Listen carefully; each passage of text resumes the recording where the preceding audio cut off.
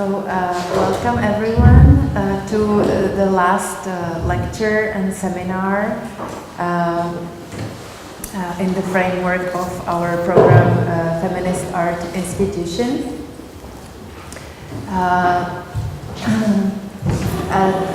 Tonight we have with us Giovanna Zapperi, who will speak about the legacy of Carla Lonzi, an Italian feminist.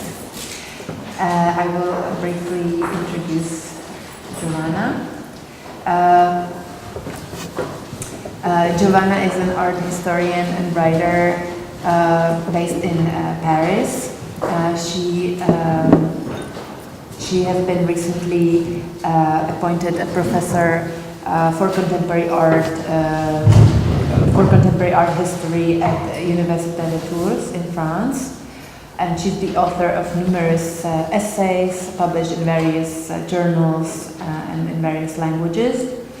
Her latest book is entitled Carla Lonzi, An Art of Life, and she's currently working on a collection of essays entitled Art and Feminism in Post-War Italy, together with Francesco Ventrella. And I invited Giovanna because I'm very much excited about the legacy and the writings of Carla Lonzi. Unfortunately, not many of her writings have been translated to English or German and other languages. But Giovanna has the access to all her legacy and has been working on it for some time. So I'm very, very excited to have her here and hear her lecture. And I also want to invite you to tomorrow's seminar, which takes place at our office at 6. So thank you for coming. Thank you, Giovanna, for coming to Prague. And thank you.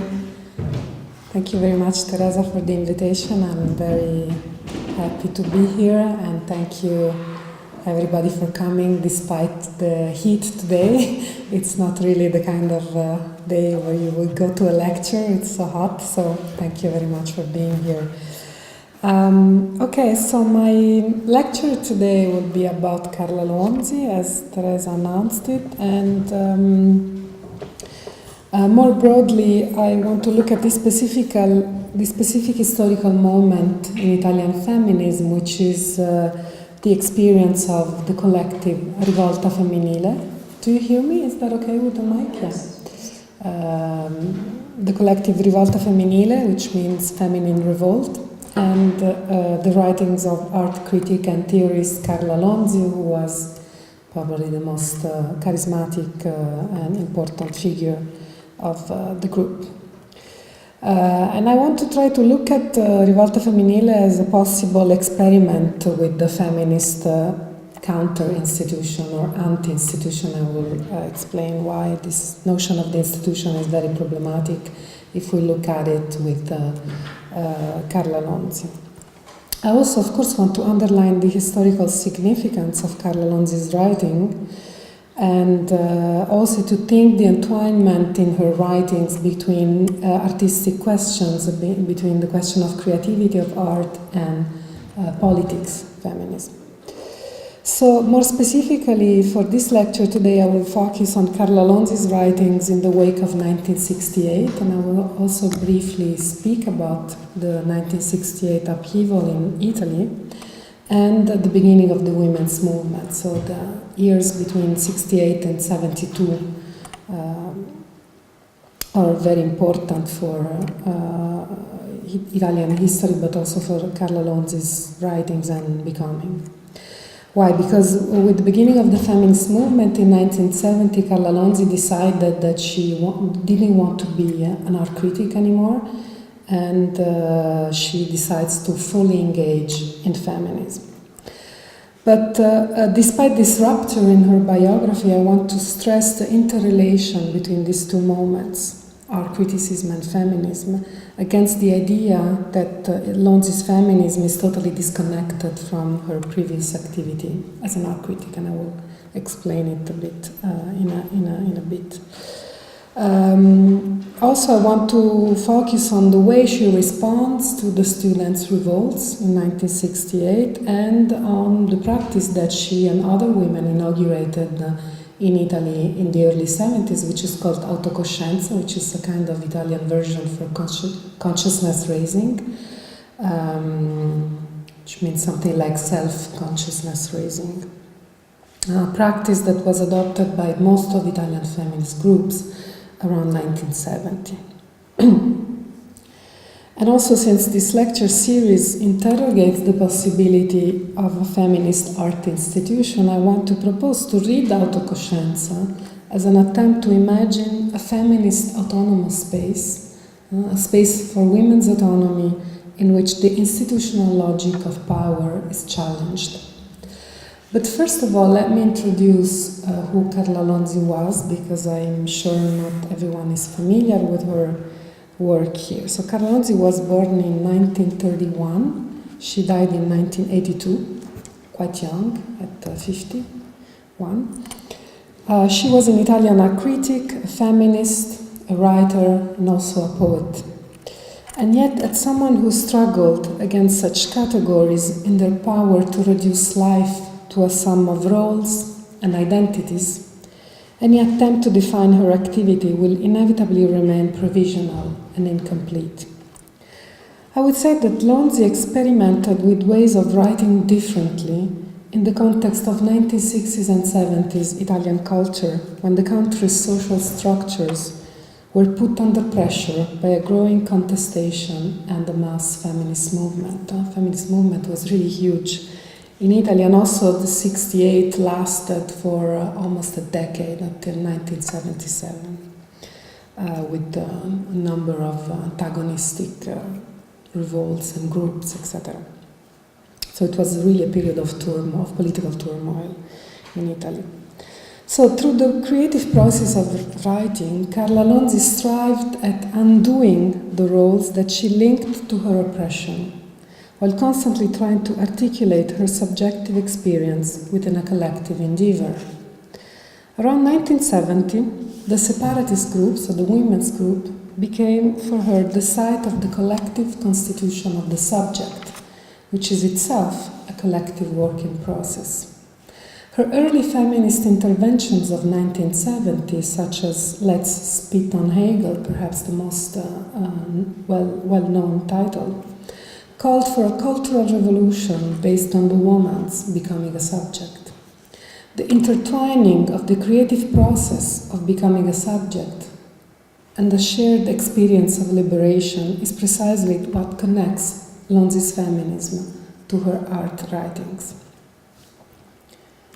Okay, this is just to give you in 1969, Carla Lonzi published this book called Autoritratto, which means self-portrait in Italian, which is a book based on the principle of montage, consisting of a series of tape-recorded conversations transcribed and assembled.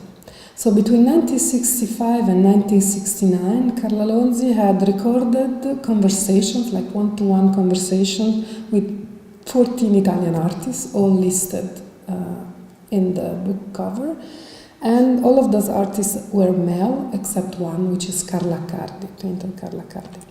So each conversation is recorded, then fragmented, and then recomposed in a non-linear ensemble, where Lonzi ceases to ask questions or discuss the artist's work, but where she speaks for herself in her own voice. And you can see it, okay, it's in Italian, but this is the second page of the book where you can see all the voices that will speak throughout the book, so every artist, no? And then she mixed them together, so as if they were having a conversation together, which is of course a fiction. So she constructs the fiction of an uninterrupted conversation in which her role is the one of participation, I would say.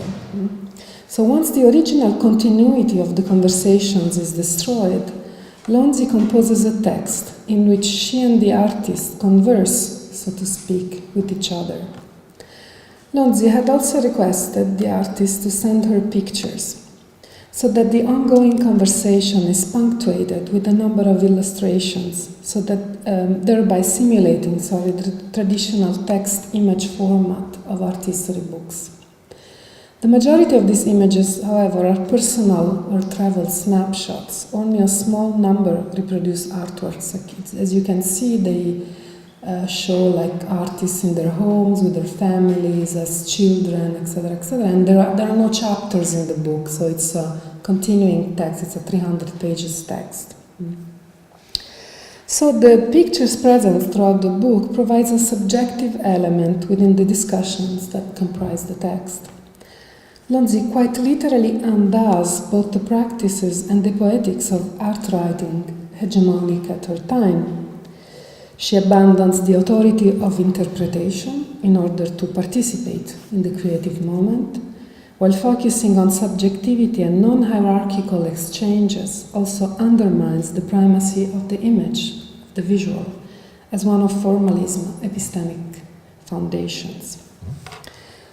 The book is also a farewell to the art world and to art criticism, an activity she had pursued for over a decade. Carla Lonzi had been an important art critic throughout all the 1960s, working in proximity with all the famous arte povera artists such as Luciano Fabro, Pascali, Paolini, etc.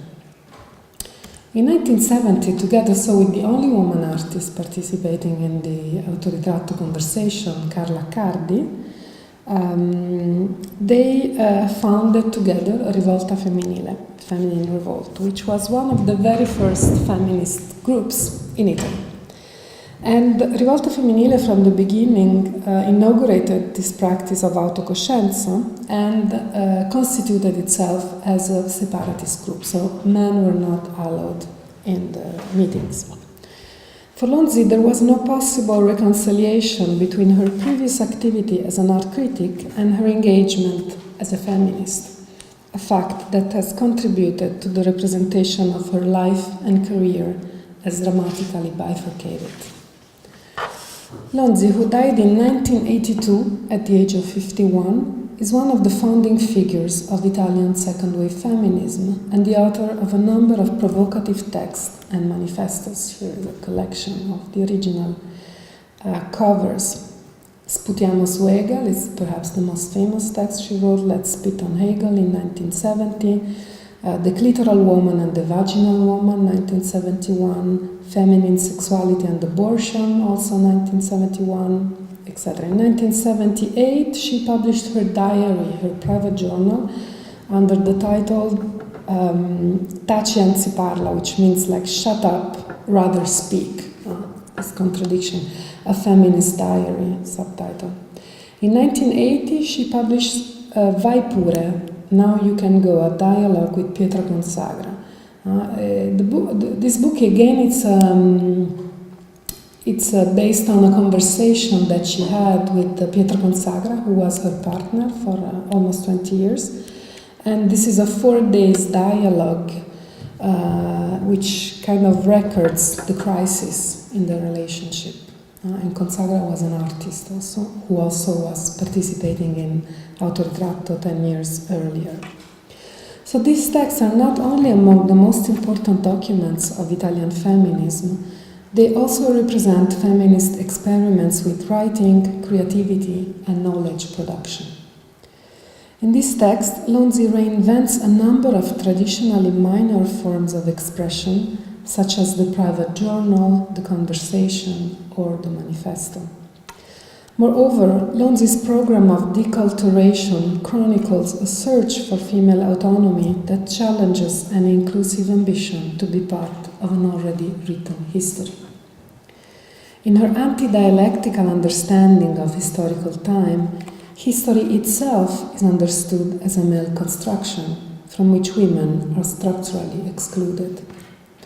As she writes in Let's Spit on Hegel, feminism interrupts both chronological continuity and the monologue of patriarchal history. Her own path reflects, in a way, her theorization of feminism as a discontinuity. And it is impossible to read her intellectual and political trajectory using a linear and homogeneous historical framework. Rather, her break with pre-existing epistemological paradigms should be considered in terms broader than those of biographical perspectives, as a contested and yet productive site for present reflection. So Carla Lonzi's writings have been a constant reference in Italian feminism since the 1970s. Their ability to invent a language of one's own in contrast with established critical traditions such as Marxism or psychoanalysis or emancipationist, which were dominant in the antagonistic vocabulary of the 1960s, was crucial in this process.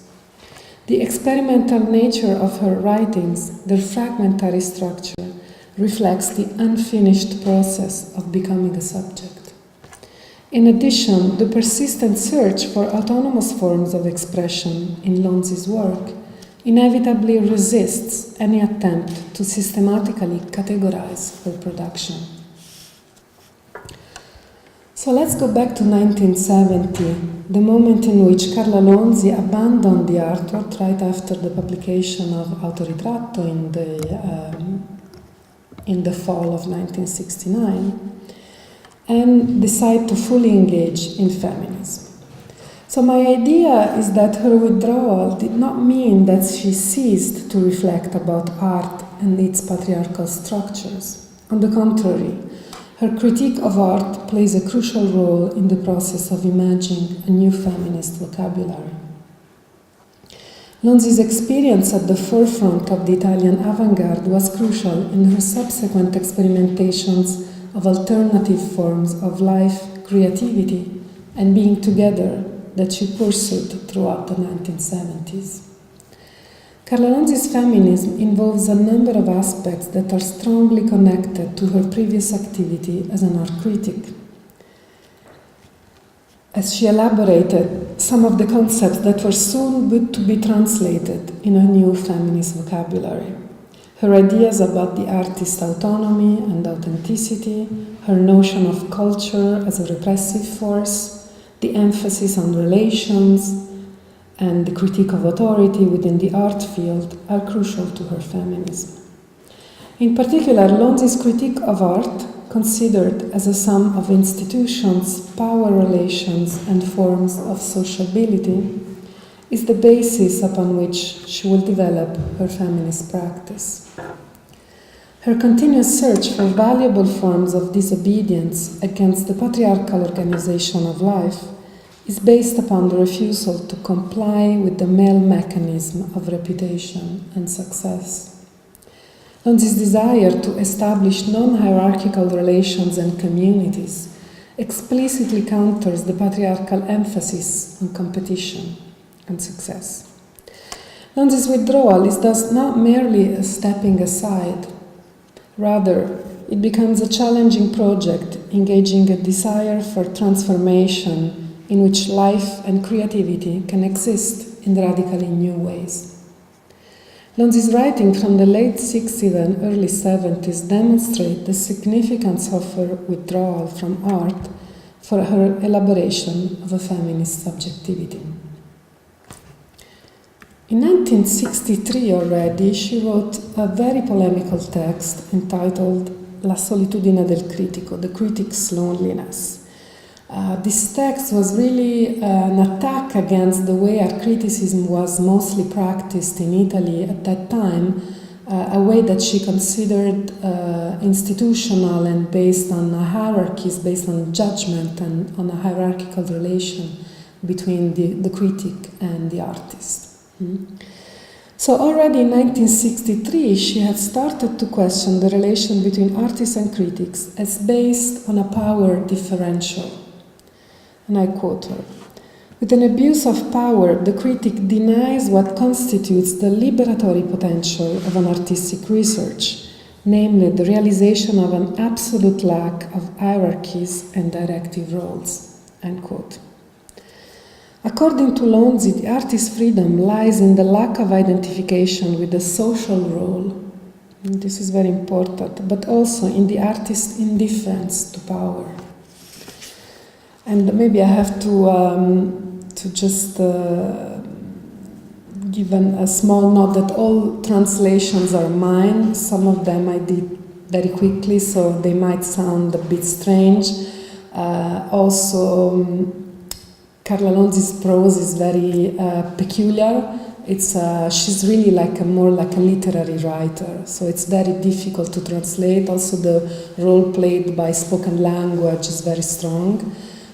So please forgive the inaccuracy of the quotes that I have copied here, just to give you an idea.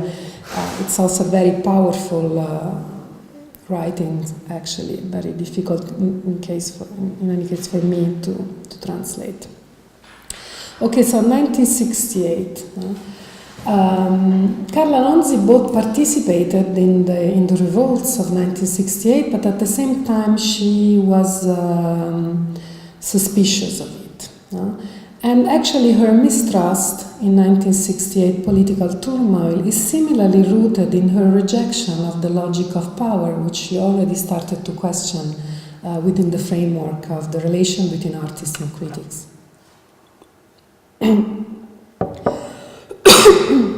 Actually, in Autoritratto, in the book Self-Portrait, conversations among artists often addressed the revolts that were growing across Italian universities, factories, but also art institutions. And these revolts were questioned mostly from the point of view of the artist's freedom and of the notion, of course, of the modernist notion of autonomy was very strong for them. The occupation of the Triennale in Milan in May 1968, which prompted the closure of the exhibition, was followed a few weeks later in June 1968 by the occupation and the uprisings, mostly during the opening of the Venice Biennale. And these are some documents. These uprisings prompted some artists to either withdraw their artworks or to cover them, the artworks that they featured in the main exhibition of the Biennale. Protesters particularly targeted the art institution's conservatism and inadequacy, and the inadequacy of the exhibition format they proposed, a position which inevitably involved the artist and their role in society. There was a widespread concern about art's commodification and the ways in which the creative labor was increasingly subordinated to market's imperatives. In Autoritratto, however, Lonzi expresses her belief in the artist's ability not to identify with a role, a category, or a profession. This was for her a key component of the artist's autonomy from the institutional mechanism of power. The artists participating in the book's conversation show a similar understanding of autonomy as a form of resistance against the power dynamics of culture. The artists participating in the uprisings thus became a way for the artists to question the relation between art and life, the power of the institution, and the role of the artist in society. It is interesting to note that their positions often take a defensive stand against the accusation that came from section of the protest, from the majority of the protesters actually, of the artists being accommodated with power in the end. So Enrico Castellani, one of the artists who speaks in the book and who was also very much present during the uprisings both in Milan and in Venice, and who was a Marxist, argues, for example, in the book, and I quote, that the contestation was not directed against artists as such. The charge was always against power and against the structures in which the oppressive side of power becomes recognizable, unquote. From his perspective, power always identifies with the institutions, such as the Venice Biennale, in which art's subversive potential is channeled and neutralized. In line with her participation in the Venice Biennale's occupation, Lonzi identifies institutional power with the role of the art critic, a role that she is trying to undermine and that she will eventually abandon. On the other side, she can't really adhere to the protest, which in her opinion fails to fully acknowledge art's revolutionary potential. Lonzi also rejects its Marxist premises and the ambition to overthrow institutions by taking command instead of just abandoning institutions altogether. 2 years later, in Let's Spit on Hegel, so in 1970, Lonzi will explicitly affirm feminism at distance from Marxist ideologies of her time, precisely because of her refusal to play within the logic of institutional power. Interestingly, this point is developed through a thoughtful discussion of the differences and similarities between politicized students and the more disengaged hippies. Both in Autoritratto and in Let's Spit on Hegel, Lonzi manifests her interest for the hippies communities, which in her view represent a valuable alternative to the revolutionary students. Hippies aim at experimenting alternative forms of life, unlike the students, whose aspirations are mainly directed towards the conquest of power. In Autoritratto, Lonzi explains that students are, I quote, less creative and older in their head because they are politicized. On the contrary, she finds hippies far more attractive because of their rejection of the conventions of bourgeois life, consisting in choosing a lifestyle marked by a greater freedom. And here I quote Lonzi from the book. She says, "The hippie is searching for a way to live. You understand, this is something very different that I really like. Students are political. They see a situation, but they don't think that the most important thing is themselves and to live the way they want." End quote. The student and the hippie crisscross both Autoritratto and Let's Spit on Hegel, where we find this comparison yet again. They actually indicate two distinctive forms of life in Lonzi's view. The first one is focused on power, while the second one promotes freedom, creativity, and participation. Also, hippies' lifestyle shows a possible alternative to the idea that the aesthetic is a socially separate sphere. Their transformation of everyday life is connected to a critique of power, as opposed to the students' revolutionary politics. Also, Lonzi is interested in the hippies communities because they are concerned with a subjective experience of transformation, of change, and they don't try to participate in the making of history, so they don't pose themselves as protagonists in a way. As Pietro Consagra also explains in the book, what differentiates students from hippies, which he considers actually far more similar to artists, is the refusal to understand their activity in terms of roles and categories. And here I quote Pietro Consagra briefly, who says, "This is a way to withdraw from the categories and to insert themselves in life. Their attitude takes the side of life. So the student should insert himself into society through more trenchant actions that could be exemplary of the life experience of a young person, instead of presenting themselves as a category, the students, with all the ensuing problems and difficulties that this condition entails." End quote.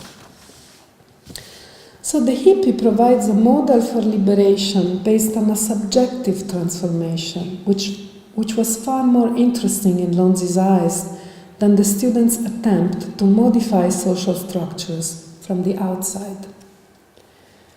It is no coincidence, so, that the hippies reappear in Let's Spit on Hegel, yet again in opposition to the politicized student, who has now become a contender for the role of the oppressor. A specific feature that attracted Lonzi is their transgression of gender roles. They experiment, she says, non-masculine kind of communities. They refuse to separate the public and the private spheres, which is of course a very crucial point for the way she understands feminism, or for 1970s feminism in general. Hippies for Lonzi epitomize a gender trouble in which male and female attitudes and behaviors could coexist. Her fascination for the hippies suggests her simultaneous shift from art criticism towards the collective experimentations that she is elaborating around 1968. In her own experience, the imagined community emerging from the late 60s youth culture, opens up the path of a becoming which takes the shape of a shared political project. So in this respect, Lonzi's interest for these alternative communities relates to both autoritratto, to what she's constructing in the book, this idea of an artist community and of a way of practicing art criticism which is not based on a situation on a power differential, but which is based on a circulation of the conversation and on the relation that exists among the different subjects. And also to the feminist practice of autocoscienza that she's about to inaugurate at that point. So autocoscienza were women-only meetings based on speech acts and mutual listening as part of a collective dynamics in which the individual experience could connect to the collective struggle for liberation. After 1970, most of Italian feminist groups adopted autocoscienza as the ground upon which to build separatist politics and practice. What came out of it was, among other things, a new awareness of the constitutively political dimension of what happened in the personal sphere. The definition of a separate space was crucial in the Rivolta Femminile's understanding of autocoscienza. A short text, collectively written in 1972, which means that it was signed Rivolta Femminile, although we can assume that it was mostly Carla Lonzi who wrote the text, all the texts that were signed collectively, because it's really her style and her expressions. It's a short text entitled The Meaning of Autocoscienza in Feminist Groups.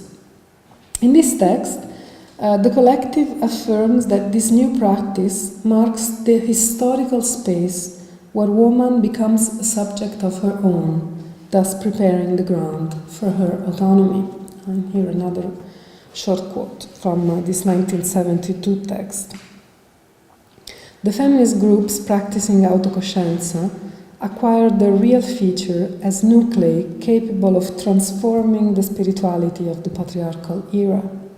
They operate the women's becoming a subject as women mutually recognize themselves as complete human beings which are no longer in need of approval from man.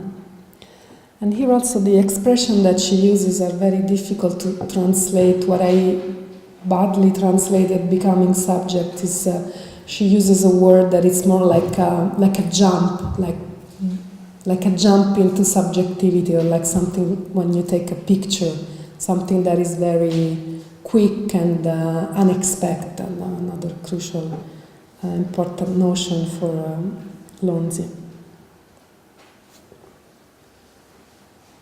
So this imaginary community of autoritratto where, as I said, the conversations were held in reality one-to-one, and then she creates this fiction of a collective situation which did not exist in reality, so it was imaginary.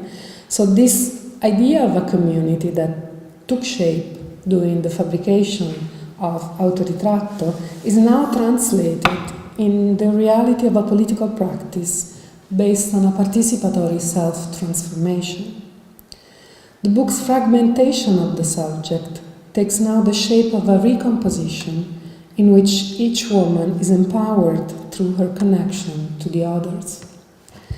Whereas autoritratto had enabled Lonzi to become aware of the mechanism of social identification sustaining art institutions, autocoscienza marked a creative moment of withdrawal from the same mechanism. In 1971, Lonzi writes, for example, that feminism is what allows each woman to find a collective female consciousness in which to elaborate the subject of her liberation. End quote. Meetings took place in private home, often in Lonzi's apartment in Milan. This is a picture of Lonzi's apartment, which is published in one of Rivolta Femminile's collective books, which had also an iconographic apparatus. And I found it interesting that in the book you often see the different women participating in the meetings, and you see the spaces, but you always see the spaces empty. So there is an idea that the visual is not the locus to the place, the way to represent autocoscienza, which has to do with the primacy of language and of the presence also. So those private spaces became a new type of space, where the boundaries between the private and the public were redefined. Separatism is an indispensable feature within the process of mutual recognition prompted by those meetings, where women's experience becomes politically relevant.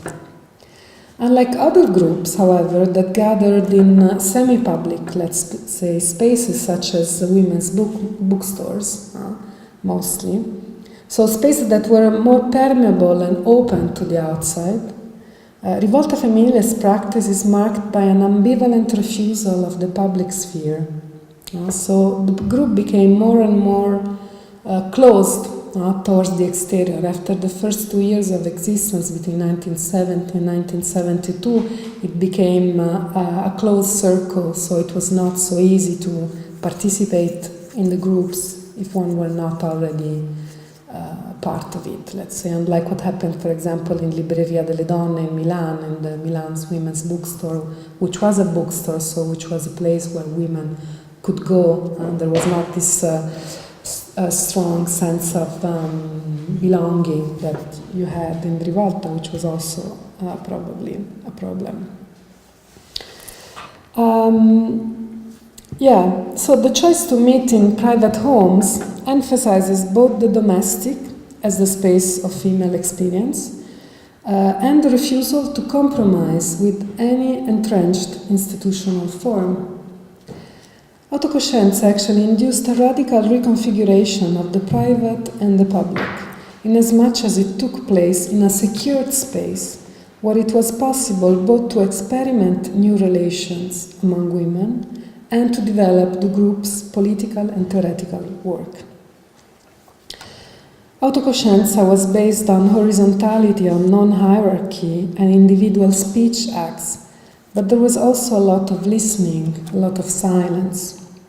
Conflicts were equally present as they constantly resurfaced in the traditional forms of competitions, roles, antagonism that were negotiated collectively. And in her journal, Carla Lonzi constantly describes those conflicts, constantly describes the difficulty of occupying a role of the one who is the figure who writes most, who has written those very important texts, etc., and the struggles that produces within this shared space. So in the end, Autocoscienza is really a space where conflicts played out between women.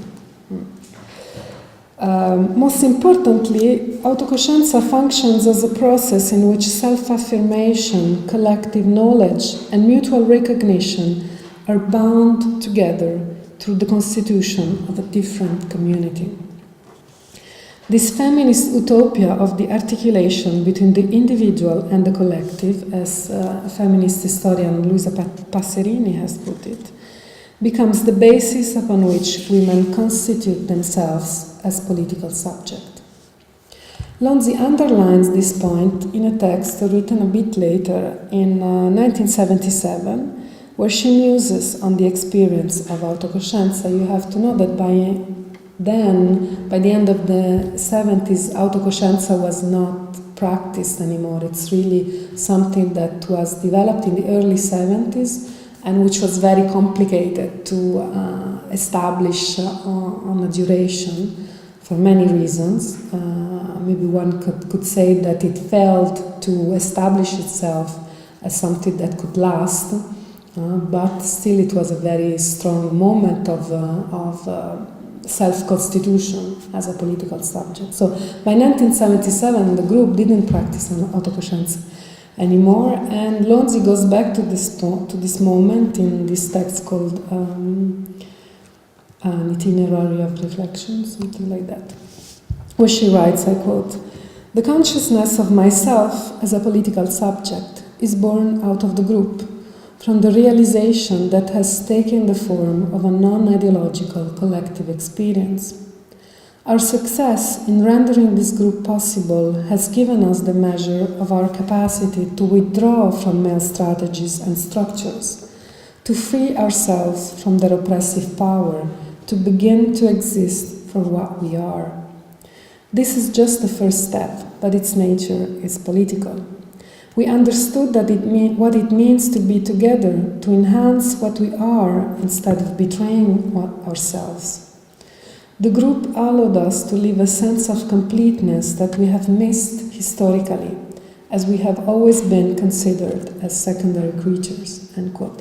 So here we see some of the key terms in Lonzi's thinking and the key practices. Of course, the idea of withdrawal is very important, since in the moment where she withdraws from the profession of the art critic, she also withdraws from the idea that one can be identified with the profession, with the role that then is going to orient decide your relations with the other people, with the people you work with, and that puts you already in a hierarchical scheme, let's put it this way. So women's autonomy takes as its starting point what is made possible by Autocoscienza, a collective withdrawal from the structures of social and cultural identification. So withdrawal is also a form of disidentification from traditionally women's role, for example. The feminist group enacts a creative potential in developing a new way of doing politics.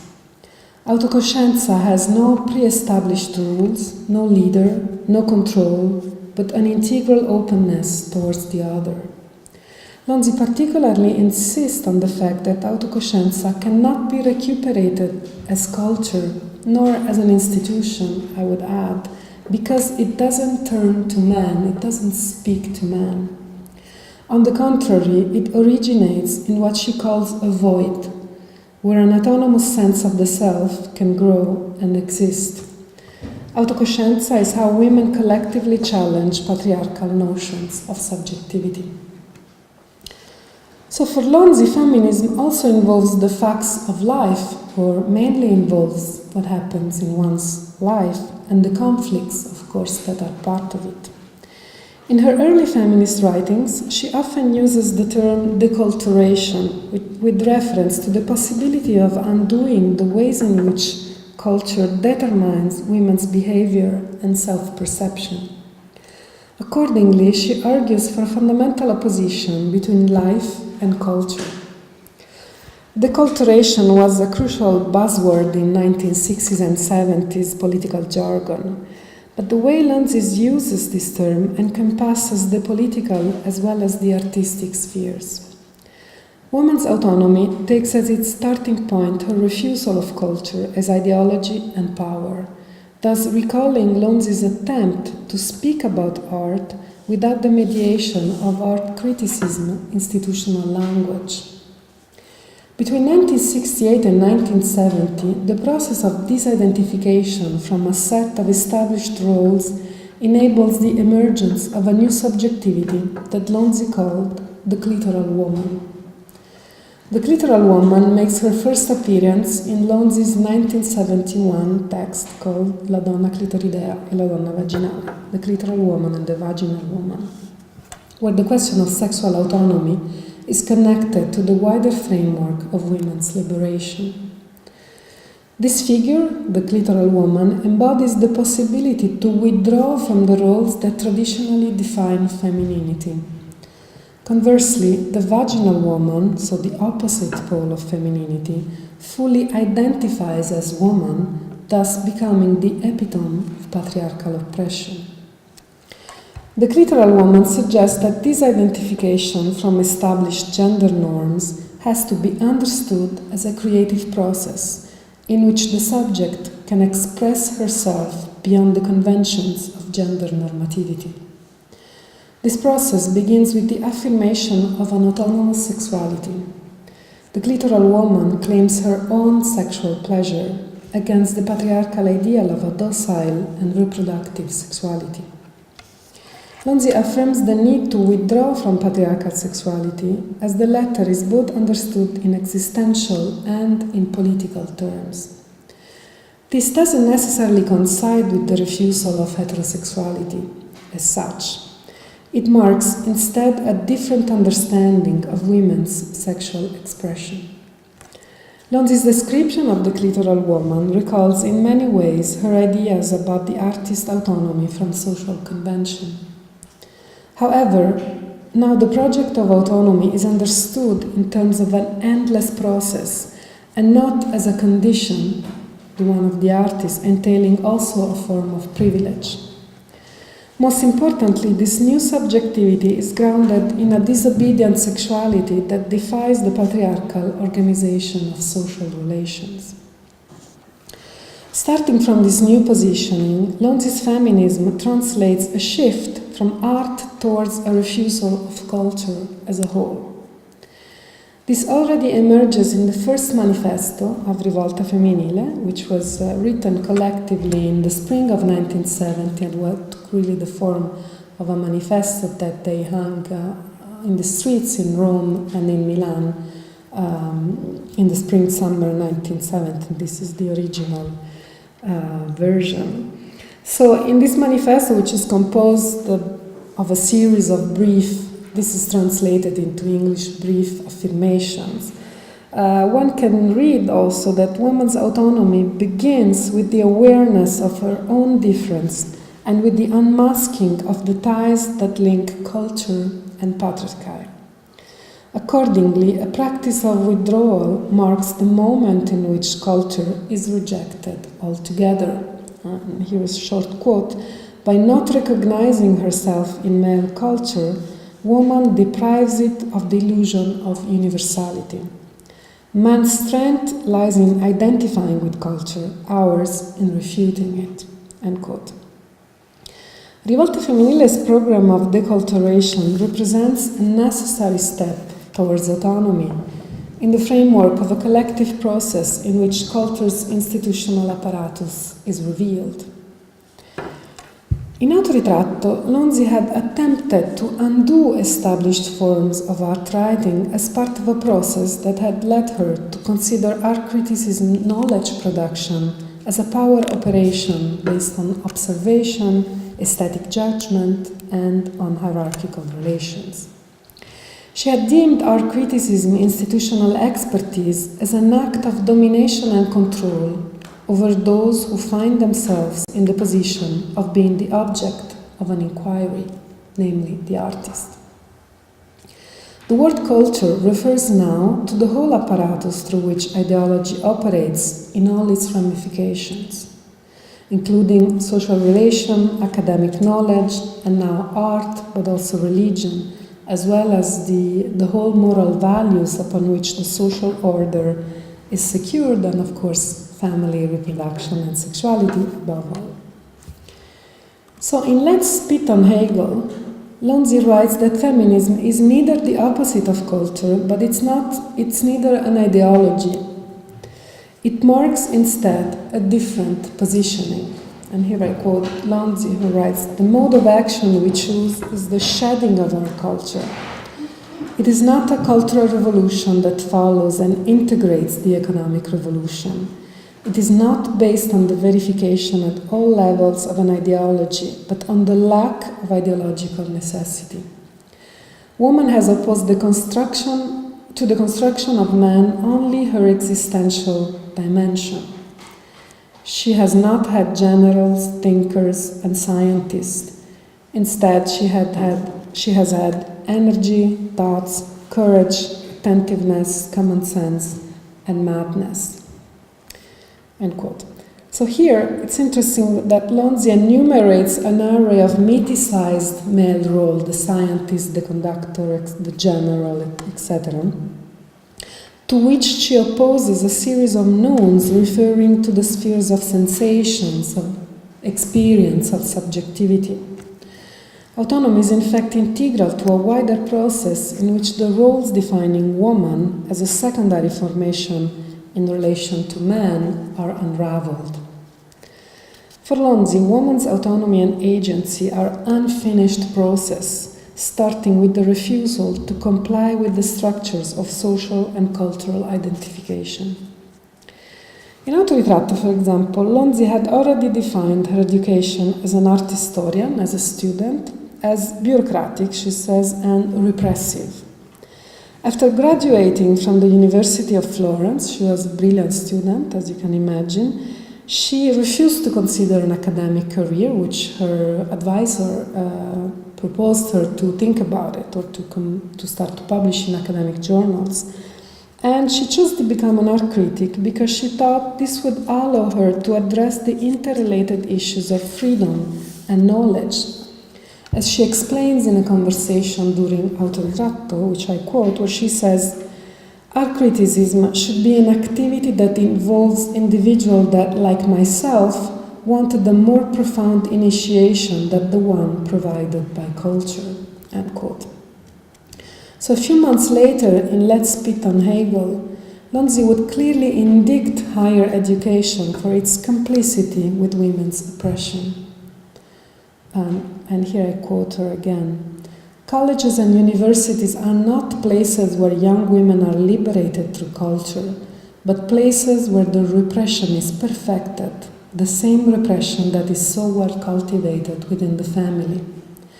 The education of a young woman consists in slowly injecting her with the poison that paralyzes her just as she is on the verge of the most potentially responsible actions, of the experiences that might increase her self-confidence." End quote. So here there is really the idea of a continuity between family and institution in constituting woman like as an already available product, as a figure that is secondary to man. And I think this invocation of a poison that immobilizes the young woman, it's a powerful image that suggests the bodily consequences of those forms of institutional knowledge production from which Lonzi was precisely escaping. Culture's paralyzing effects are analogized with the image of a petrified subject, a subject that is unable to act, constrained in a set of roles of stereotypes. This mechanism, which contribute to the alienation of women from their bodies, this bodily image of the paralysis, and also from their sexuality, of course, need to be undone in search for those unexpected gestures opening the path towards autonomy and freedom. So in order to escape paralysis, women thus have to interrupt the circle of repetitions in which they are trapped. This involves the assumption of roles, stereotypes, categories, and identifications that both oppress and define femininity. In this respect, a practice of deculturation corresponds with the process of becoming a subject, in which women dare to abandon what they thought they knew about themselves. In the end, for Lonzi, autonomy means the challenge of no longer being recognizable as women, so of refusing the identification as women. She writes in, I think it's Let's Spit on Hegel. No, it's the clitoral woman, sorry. Men don't know who the woman is as soon as she exits, of course, as she abandons his colonization, as she leaves his colonization and the roles that prepared an experience established across the centuries. The mother, the virgin, the wife, the lover, the daughter, the sister-in-law, the friend, and the prostitute. Woman was a ready-made product, and there was nothing to discover in this human being. Each role presented its own warranties. To withdraw from those roles, therefore, meant the end of man's consideration. It was the end. End quote. So the danger to fall outside of man's attention means that women might be exposed to punishment, revenge, and the stigma connected to the feeling of one's inadequacy to comply to male criteria. Against the risk of losing all they knew about themselves, Lonzi opposes the power of creativity, which is the other side, so to say, of her withdrawal. This is perhaps the most important and yet less explored aspect within the constellation of meanings revolving around the possibility to disidentify from social roles. However, the process consisting in undoing gender roles could also shift into a paradoxical production of new forms of identification. If patriarchy constructs woman as an already available product, Lonzi's argument sometimes suggests that this identification could lead to a pre-existing identity. This is perhaps the reason why, when Lonzi describes the clitoral woman, she repeatedly makes reference to creativity, as she had experienced it in the art world, when she was mostly interested in works that focused on process and experience rather than on visual objects. Terms such as creativity, creative search, imagination, self-expression are recurrent in the clitoral woman and the vaginal woman, as they make reference to the notion of autonomy. Creativity thus emerges as an indispensable feature to think woman's disidentification as part of a transformative practice that primarily involves the affirmation of an autonomous sexuality. References to creativity also suggest the interrelated issues of desire and subjectivity as crucial formations in the process described by Lonzi. Indeed, the vaginal woman has given away her own creativity, according to Lonzi, in order to put it at the service of male demands. And this is why, she writes, she never finds the courage to want a creative experience for herself, which is above all self-concentration. End quote. Conversely, the clitoral woman's autonomous creativity suggests the idea of the unexpected subject, a notion that Lonzi coins in Let's Spit on Hegel, giving rise to those, quote, imaginative potential that woman confidently takes on for herself, end quote. The notion of the unexpected subject allows to understand the liberation from social roles in the framework of a collective making of a feminist subject. In the already mentioned text on Autocoscienza, Rivolta Femminile writes that, quote, only through an unexpected act, which means free, woman can escape her role as object, whereas free means that she doesn't count on someone else for her redemption, end quote. So the unexpected gesture indicates woman's agency against and in spite of her oppression as the only way to avoid the trap represented by the illusion induced by the promises of equality, which are nothing but, in the words of Lonzi, a tragic form of travesty of male power like any other form of colonization, end quote. This is a decisive argument since it concerns the very possibility to inhabit a space in which relations among women are not predicated on the imitation of male standards. And this is the critique of equality that comes from, let's say, differentialist feminism. For this reason, Autocoscienza is the opposite of an institution, as it abolishes roles and identifications, turning towards women's existences as the locus of their subjectivation. The writings of Carla Lonzi and the history of Rivolta Femminile show how this experiment was challenging and merciless for the women involved in it.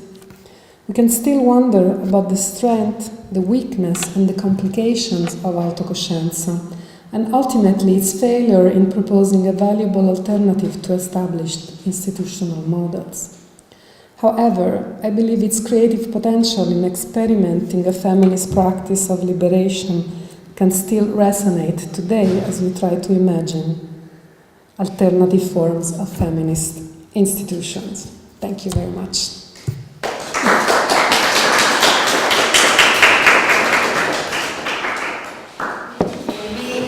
Maybe you can elaborate more, because it seems that the space of that Lonzi was searching for something in art, and she was searching for that very thing also in the. She was like the whole time searching for one thing. First it was in art, and then in the feminist collective or the process.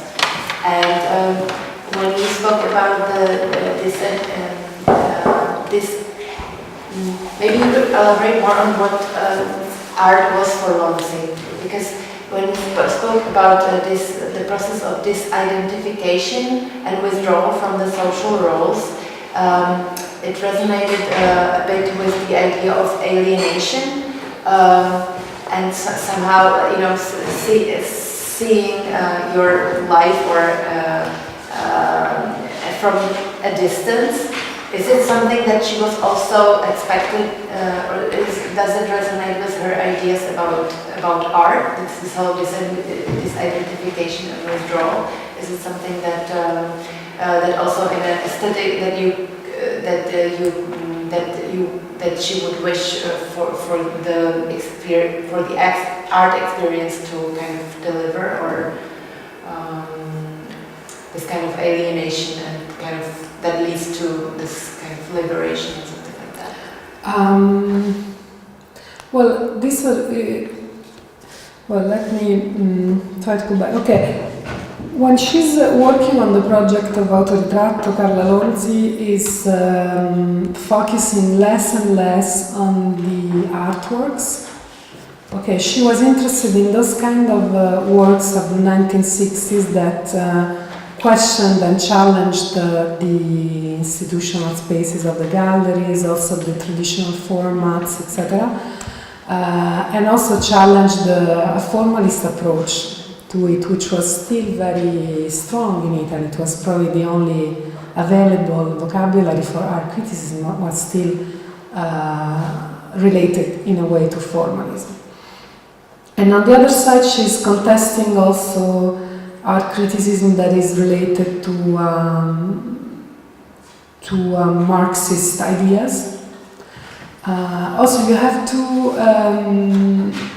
understand that in Italy in the 1960s, the Communist Party was very strong. It was very strong until the 80s, I would say. It had like 40%, something like that.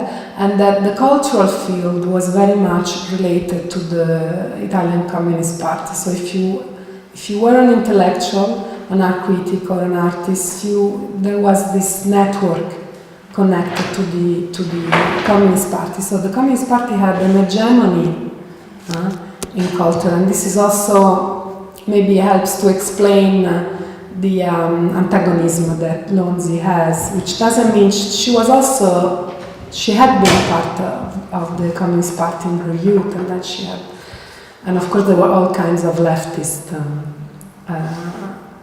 Okay, so this is the framework. So this explains why she avoids terms such as alienation or even ideology, because they're so connoted in Marxist vocabulary. So when she starts to work on the project of Autoritratto, her idea is to look at the artist as a figure of, as a possibility of freedom.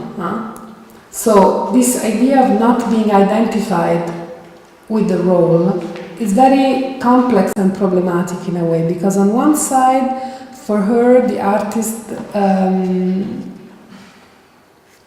entails a possibility of liberation and a practice that is not so important in terms of what it produces, the object, but in terms of his attitude towards social relations.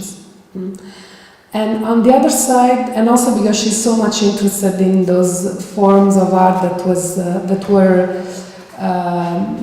interested in art as an experience, in a relation between art and life, etc. All these 60s ideas.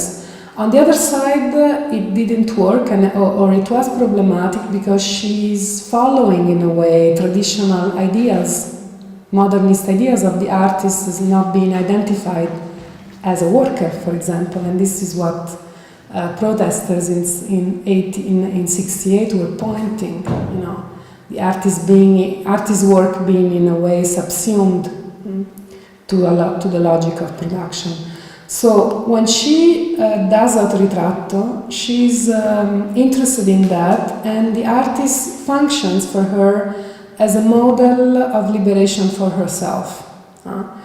So what she does is that the process of composing the book is a process of undoing the role in which she felt more and more alienated. The art critic, this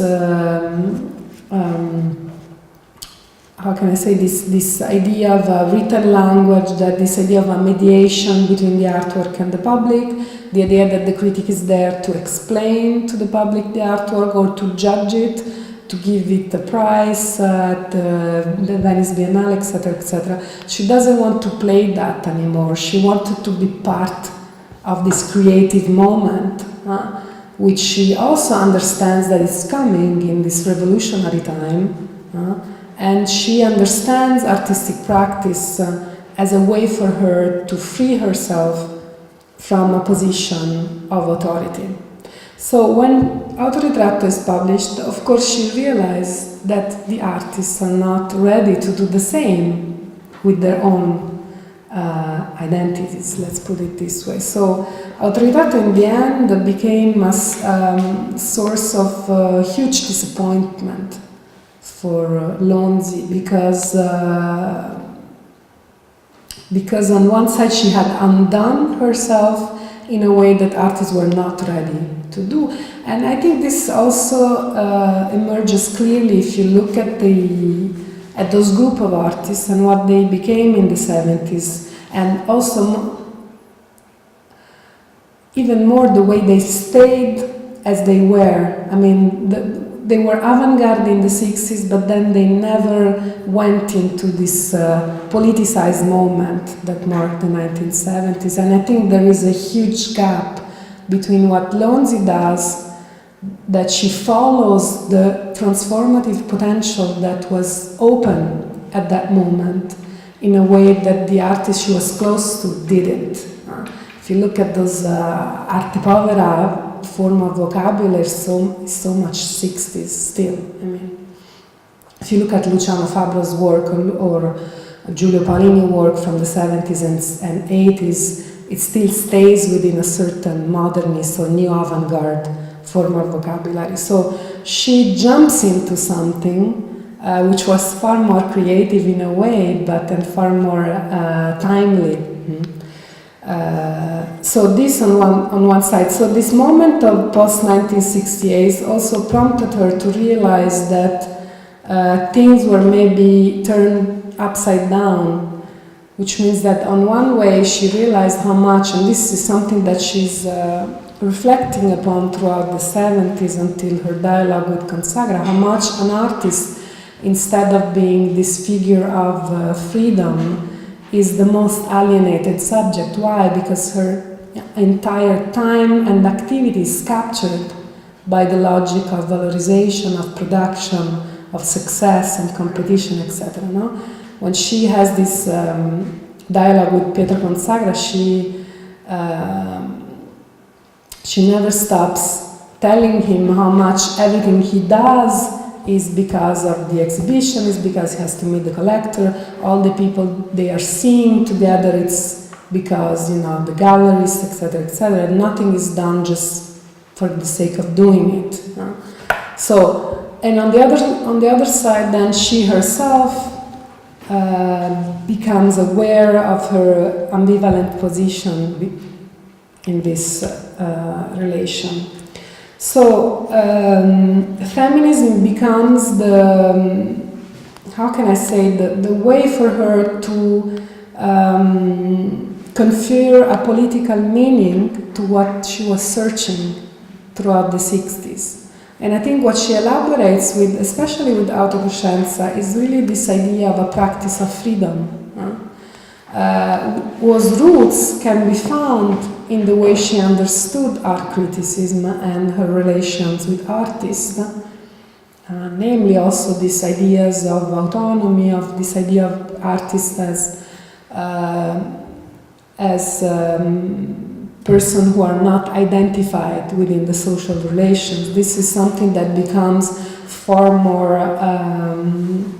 complex in her feminism, because whereas the artist was a kind of a mythicized figure for her, this process of withdrawing is understood precisely in terms of a process, an unfinished process of becoming conscious of the ties that constitute oneself within the patriarchal order.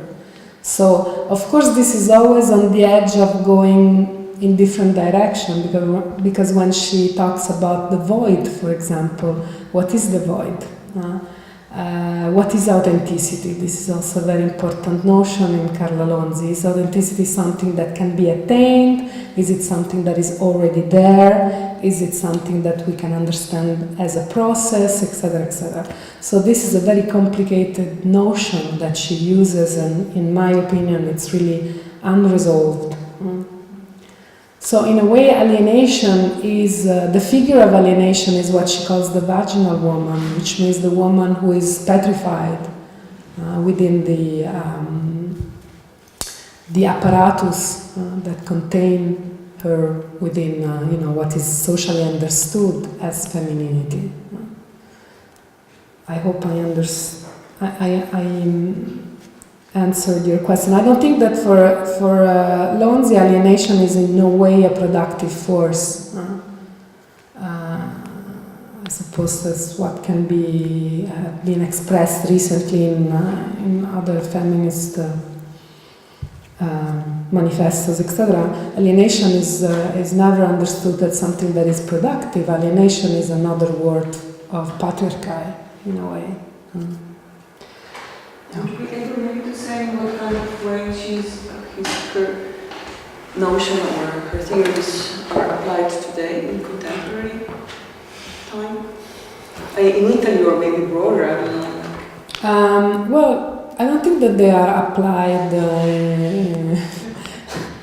literally in Italy or elsewhere. I think that parts of her, I think that there are some parts of her things that are that can be actualized, particularly her ideas of the self as something, as a formation that is in a process, that is not a fixed formation, and that her idea of a feminist subjectivity as something that is there is a constant working against what constitutes you. And I think this strongly resonates with some of the ideas that have emerged recently.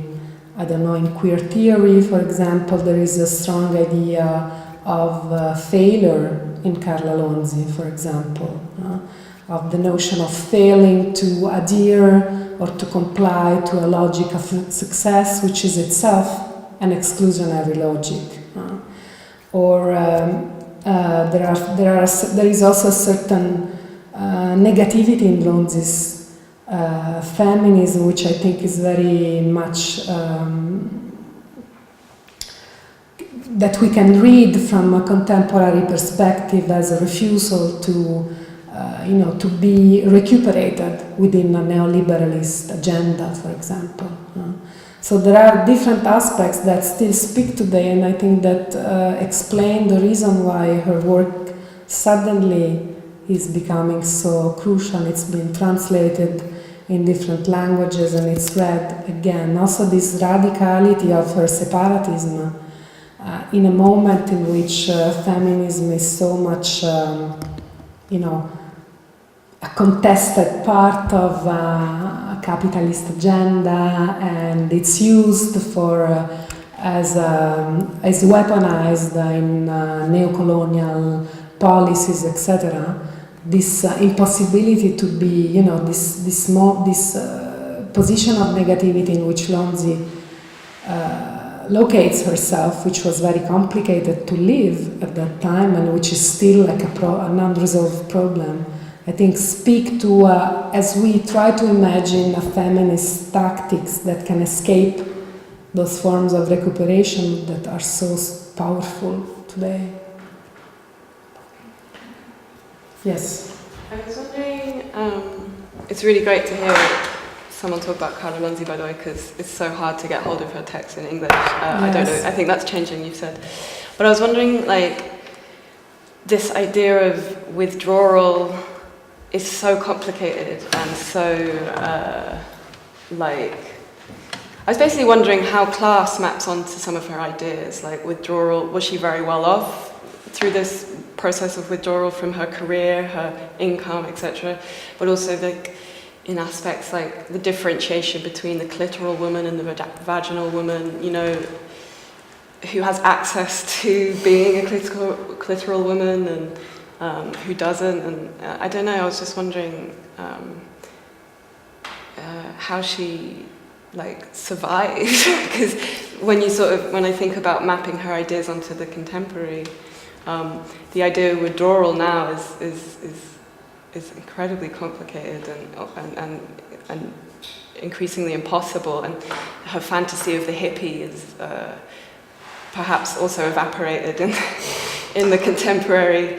All this idea of alternative recuperation is so quick now. You know, even queer is already being chomped up and recuperated. And I'm just wondering. I know that's a lot to ask. But No, it's a very important question, and I've also thought about that. Of course. Class is not an issue that she's elaborating at all, and this is a huge problem in Carla Lonzi's writings. How did she live? I'd like to answer this question that it's very often posed to me when I speak about Carla Lonzi. She lived out of her contradictions, let's put it this way. She stopped working, and she was in a situation where she could do it. So she was a privileged person in a way, which doesn't mean she was particularly rich, but she had men, the father of her son, probably, to whom she was married, and there was no divorce in Italy until 73, I think. So people just split, but they were still married. And Pietra Consagra, who was a well-off artist. So she lived like that, you know, which is, of course... So she could afford... She could afford... But he couldn't. Totally, yeah, no, that's... I mean, you're pointing to a huge problem. I wouldn't say the problem for me is not so much in material terms, because, okay, so good for her, I mean, that she didn't have to work, but it's mostly in the way she's not thinking this condition. On the other side, I think that the way she reflected upon labor, for example, still resonate today, even though it's maybe hard to apply. I mean, I think we should look at Carla Lonzi's as someone who taught the forms of women's freedom, and we can take ideas from her writings without maybe, I don't know, maybe separating, you know, the way she practiced all this, or she tried to. I mean, in a way, she tried to practice a practice of freedom within the small group, but of course the small group was a very closed group, huge problems with that. On the other side, for example, the way she criticized the way life is captured by labor, is still very powerful today, I think. In my book, I try to cautiously, of course, think her refusal of labor to give it a Marxist stamp in conjunction with what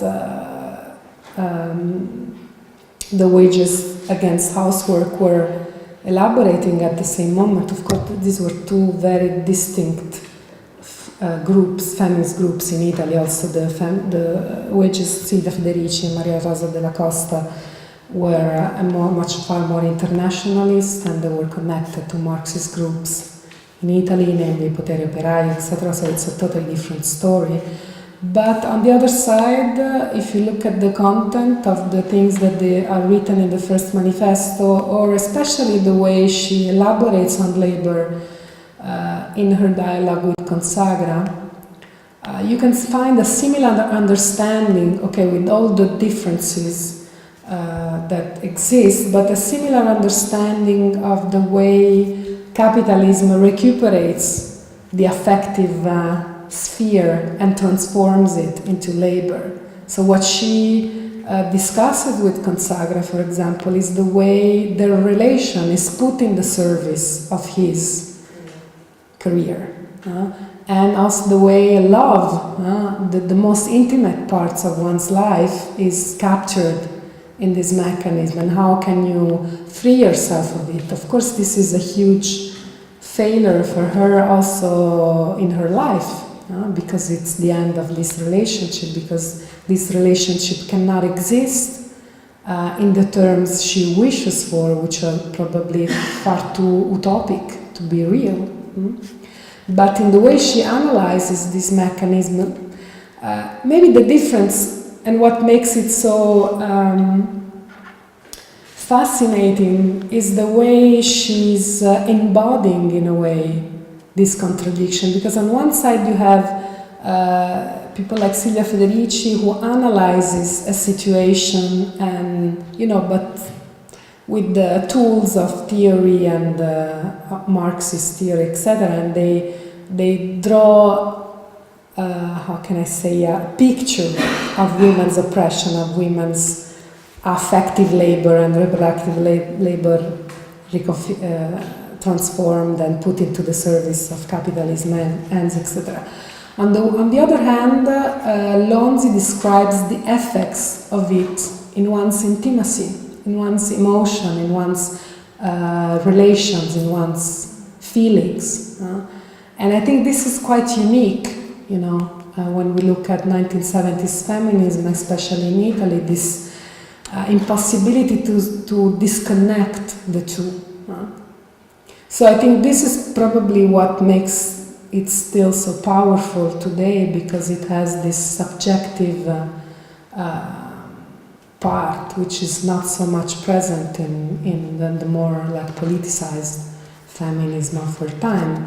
And this doesn't mean that we should not take into consideration the privileged position in which she was. But even within this privileged position, she was struggling for something she could not obtain. So it was an endless conflict within the condition in which she lived, and this aspiration, which was probably deemed to fail in her personal life, let's say, but which was also like an opening of a horizon that was unthinkable. And maybe it still is, and even more now, probably. Probably our lives now are even more captured by those mechanisms, yeah. I have actually two questions to do with Autocoscienza. I don't know how to pronounce that very well. The first question has to do with Adorno's negative dialectics. Do you feel that there's, or rather, do you have an opinion on whether there's something mimetic about her trajectory of Autocoscienza towards the void, or the rejection of instrumental reason?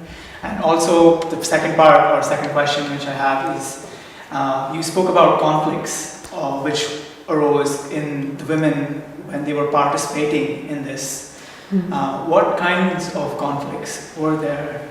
Were they the ones which sort of caused the discontinuation of this in terms of examples? The conflicts which discontinuation of this, because it sounds really performative. It could also be adapted somehow as an artistic interpretation. In today's contemporary world, if somebody were to exact that right now, it would almost be performative or somehow revelatory if it were performed. So I just want to have some understanding of what could cause those problems. Okay, so your question about Adorno, yes, you saw it right. Adorno is a very important source for Carla Lonzi. It's not something that I have explored, I have to say, very deeply, because I wasn't so much interested in doing the genealogy of the notions that she uses, but in her youth, in the early 50s, let's say, she was a Adorno reader. It was translated, especially Minima Morale was translated in Italy quite soon, and this was a very important book for her. In some of her letters in her youth, she says, this is the most important book I've read, etc.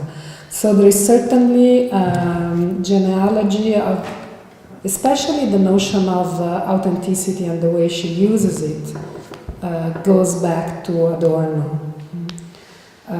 And also, I mean, she was very, I think that her formative years are very important, but in her feminist vocabulary, but this is really something that is still to be studied. Yes, and also French existentialism. Also, she was fluent in French. She spent some months in Paris, so she had read Sartre, etc. And also, you have to imagine that such figures were very important for her generation. Now we tend to forget how important Jean-Paul Sartre was for this generation. Of course, Simone de Beauvoir, which she sharply criticized later in the 70s.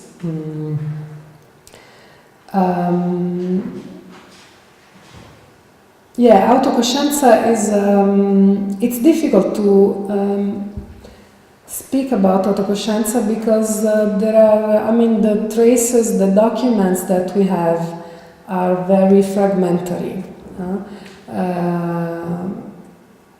The idea that I have myself of Autocoscienza mostly comes from what she writes about, so the way she experienced it, and from scattered testimonies of women that were recounting Autocoscienza, but also in other groups, because it's something that was practiced horizontally, but also not only in Italy. I mean, these were women consciousness raising group. What were the conflicts of Autocoscienza? It was the conflicts that one experienced in everyday life. I mean, the one that you can imagine. For Carla Lonzi especially, it was the problem of the position in which she says the others would put her as a leader, and the conflict that she experienced herself with this position that on one side she probably felt comfortable with, or she inhabited because she was capable to understand or to write those texts, to conceptualize things in a way that not all the women were. And on the other side, her awareness of the fact that this position was a trap within the group's dynamic. So she's constantly struggling with and against this position, against the reestablishment of a role within the group. So you have to imagine that the Autocoscienza group was supposed to be a group where there was no one was a leader, there was no judgment. It was very intense because the relations were lived and experienced and, how can I say, expressed in ways that could be very directed. Autocoscienza, from what I've heard from older friends that participated in those groups, were also places where some of them said things that they had never said before, about how they felt or about the experience that they had. And how can I say, the idea is that there was neither, like, of course, a judgment, but there was also not like compassionate forms of behavior. It was more like experiencing this together. So this could be very difficult for many of them.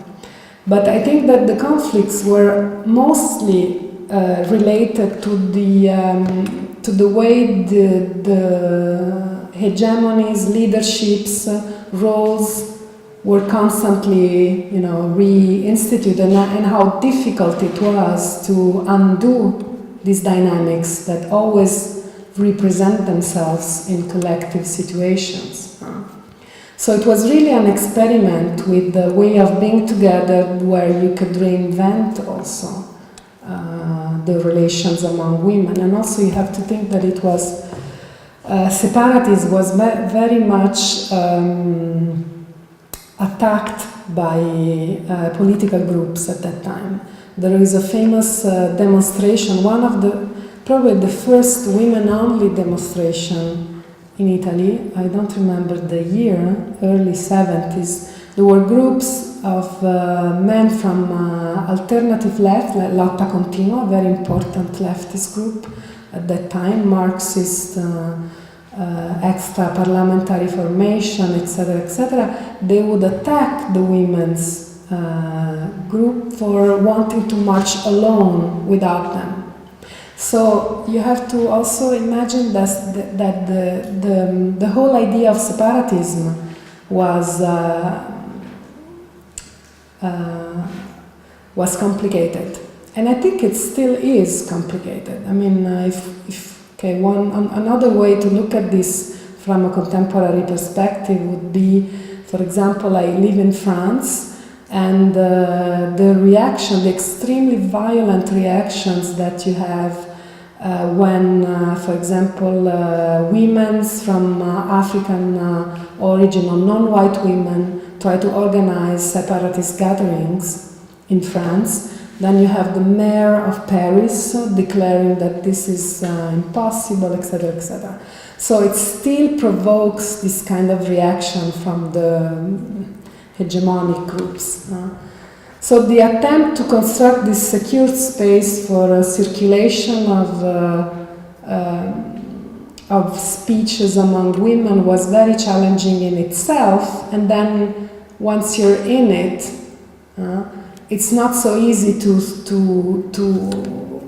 free yourself from all the already existing schemes, let's say. So this is probably the reason why Autocoscienza lasted really few years.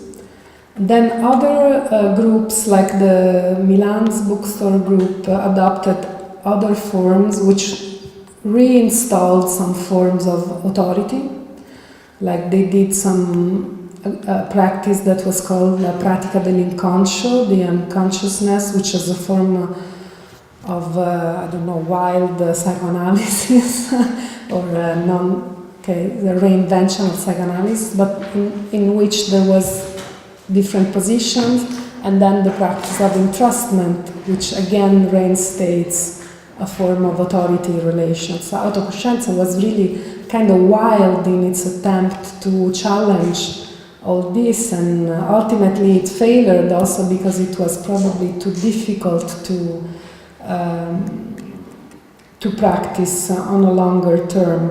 The performative dimension is really something that we can see from if we look at it in relation to Lonzi's experiment with autoritratto, with self-portrait, and if we look at it from a contemporary perspective. It's not something that it was understood within the group as related to art, in no way.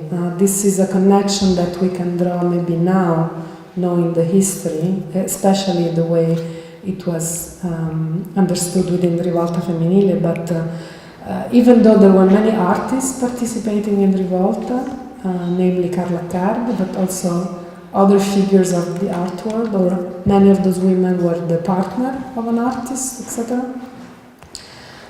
They understood art maybe more as something that was external to what they were doing, as something they were struggling against, but not something that was part of it as a practice. I hope I answered your questions.